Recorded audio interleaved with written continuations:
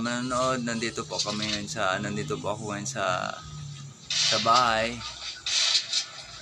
Nandito po yung kasi maaga po ako na umuwi dahil sa kanina biglang umulan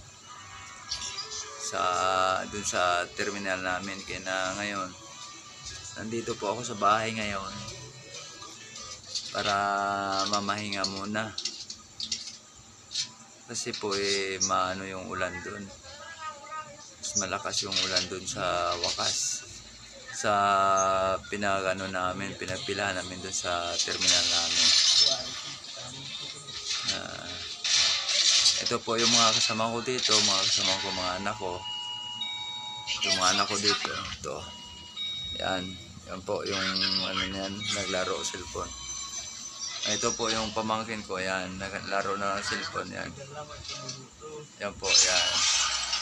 Yan po. Ewan ko po kung sino ang kinakausap niyan. May patingin kasi siya kinakausap mo kung sino yan. Ayun, siya. Ayun. Ayun, taga saan ba siya? Anong pangalan niyan? Anong pangalan? Anong pangalan? Anong pangalan mo? Anong pangalan? Ha? Mijin. Mijin daw po yung pangalan niya. Oo, kaya na bukas kasi po sa bukas ng alas 5 ng hapon, ihatid ko po siya doon sa may pier sa may Divisoria. Kaya po na maaga po ako umuwi para makapahinga din maaga. Kasi hirap po yung galing umaga hanggang maghapon ang biyahe, tapos pag biglang umulan, pasma po yung abot. Kaya naisipan ko na mamahinga muna dahil siyempre yung mga paa ko. Ito po yung mga paa ko kasi masakit na. Masakit na to yung mga paa ko kasi. Mga paa ko masakit na. Kaya sa sobra sa biyahe pabalik-balik yun sa sa ruta namin. Masakit na yung paa ko sa kakapreno, kakapadyak sa sakik sa tricycle.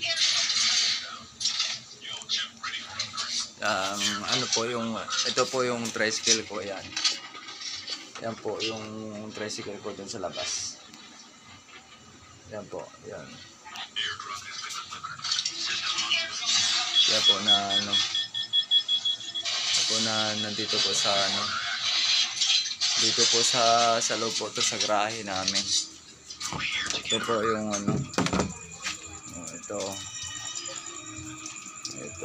ito po yung tricycle ko. Ito ang tubig pala. Ang tubig ay papatay mo natin. Mapo yung tubig.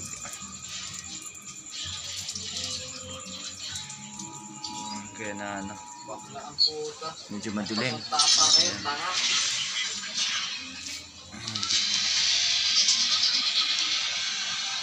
Kaya po bukas ng umaga pag makabiyahe ako ng mga ilang biyahe, bago ko po ito ihatid yung pamangkin ko. Ito yung pamangkin ko. Yan po yung pamangkin ko. Bago alas 4 ng hapon, bago ko siya ihatid doon sa pier. Kaya ito ngayon, nandito po kami sa bahay. Kami dito. Mag-usap-usap kami. May tubig sa labas ba eh?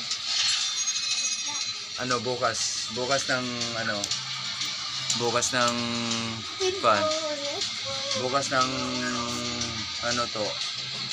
mga alas 3, kailangan bibili kang ano, bibili kang manok para kahit na ano, ha?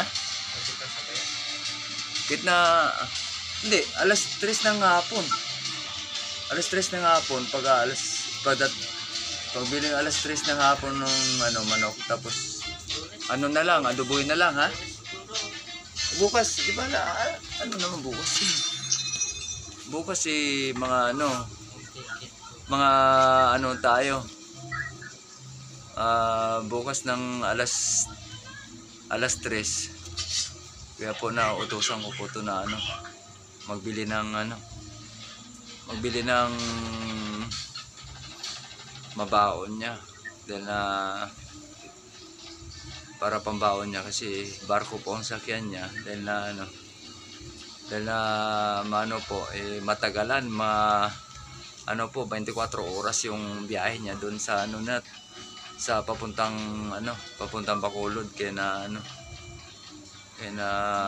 kailangan po magbaon ng marami.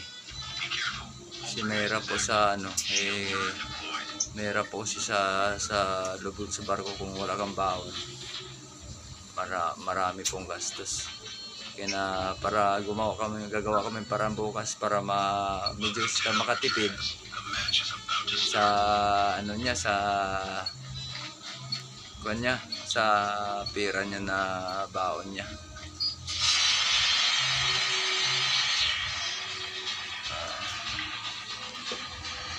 Tingnan niya yung tingnan yung ito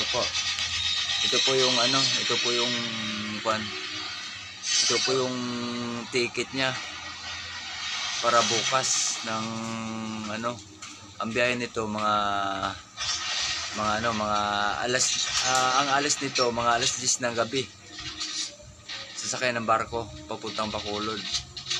Ito po yung ticket niya. Kaya pinatingnan ko po sa kanya kung anong oras. Mga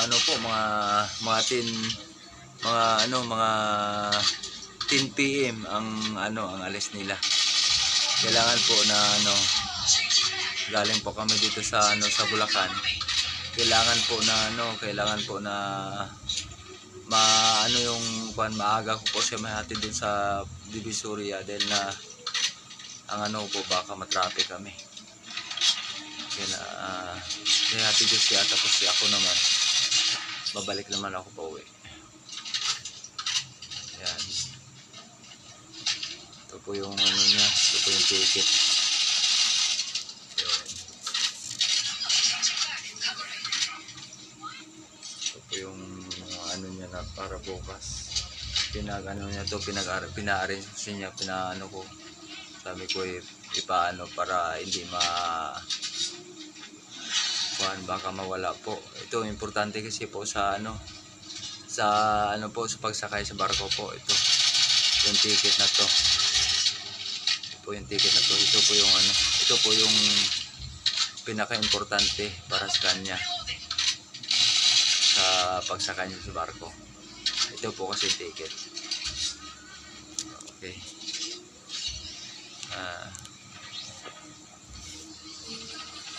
Shout out pala dyan sa mga sa mga traffic enforcer dyan sa Bukawi, yung mga masipag natin mga traffic enforcer dyan, lalo na yung mga kilala ko dyan ng mga traffic enforcer. Sir, shout out po sa inyo.